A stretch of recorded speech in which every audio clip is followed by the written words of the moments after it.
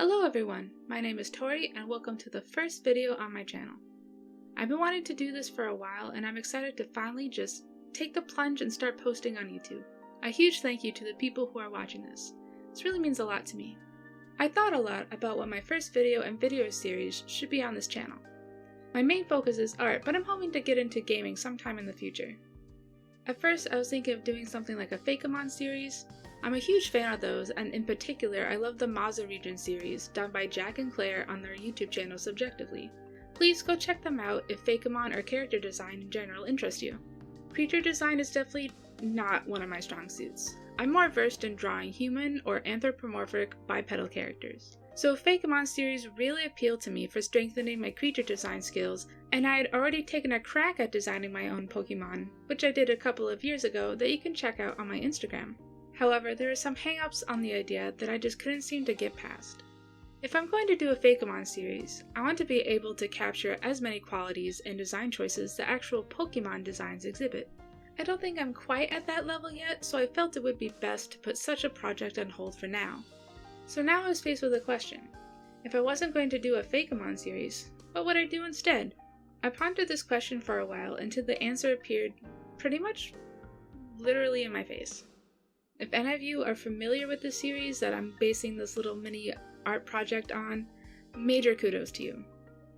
For those who don't know what I'm going to be talking about, this project is inspired by the manga series Toriko. As comedic as it is action-packed, Toriko follows the adventures of gourmet hunter Toriko and the chef Komatsu as they go around the world to find delicious ingredients to cook. It's a series I highly recommend reading. It has fun world building, character designs, and best of all, it's completed. I recently reread the series, and I really began to register that at the end of each of the chapters, there's what's called a gourmet checklist that describes an ingredient and gives it stats. It hit me that this would be the perfect setup for a drawing project on creature design. I feel that, unlike Pokemon and similar franchises, beasts in the Toriko universe aren't held to a more restrictive design template. They're similar in that you can have interesting and fleshed out creatures like Daros the Dragon King, or something as simple as a mashup of real things like the Vampire Kong, which is just a gorilla and vampire bat mixed together, and honestly is one of my favorite beasts in the whole series. This is in part because one of the fun and engaging aspects of Toriko is that it incorporates fan-made creatures all the time. I'm sure this was put on by Shonen Jump to help Toriko meet its publishing due date every week, but it's still an aspect of the series I really respect, and it opened the doors for this mini video series to come to fruition. Okay, that's enough prefacing. Let's get into the video. First up in my gourmet checklist series is a creature I call the candy snail, which, as the name implies, is simply a snail made out of candy. In my mind, I envisioned the candy snail's body to be made up of a gelatin sort of material, like squeezable candy. Its shell, I wanted it to be made out of rock candy because I love that concept, and at first I tried to make it look like actual rock candy that you would get in a store like on a stick, but I didn't quite know how to put what I had in my mind onto the paper or the digital screen, if you will, so I quickly scrapped that idea and I went for a more naturalistic geode look, which I fell in love with right away. I just like the idea of having something that's seen as so artificial like candy and have it paired with natural shapes and minerals and stuff that are found in nature. I thought I really liked that idea, so I ran with it.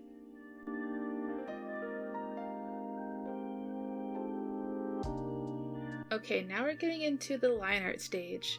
I didn't mention this before, but the eyes are supposed to represent lollipops, and so just to lean heavily into the candy themed, I made that decision last minute and I'm really happy with it because I think it looks super cool. And then yeah, working on the little antenna on the bottom, I made it look like a mustache. It just reminds me of like a candy vendor. So that was a decision I went with again last minute, and I'm super happy that I did.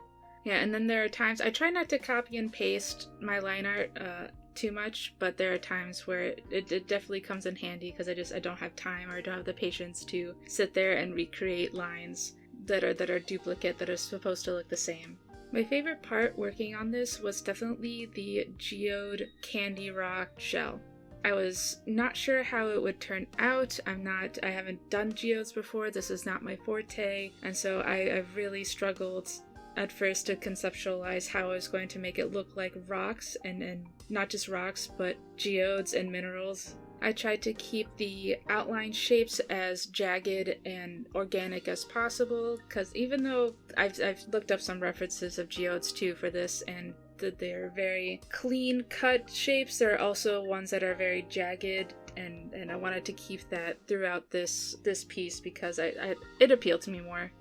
I also tried to keep in mind the silhouette of the candy rock shell, how it would look compared to the overall roundness of the snail. I wanted something that looked jagged and pointy, just to give it some complementary shape balances so the eye isn't staring at the same sort of shapes over and over and over again.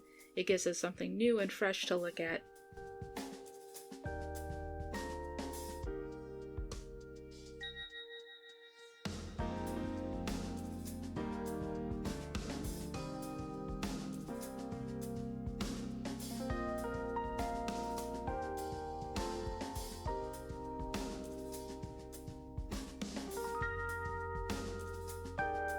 My color choices for this weren't as thought out as my line art and design. I knew I wanted bright colors because candy is typically bright to attract children. So I messed around with the colors a bit. I changed it up, I tried green, I tried purple. I didn't realize it at first, but I ended up going with the 90s, what is it, Solo Cup colors, unintentionally, so that kind of dates me for my influences in life, how old I am.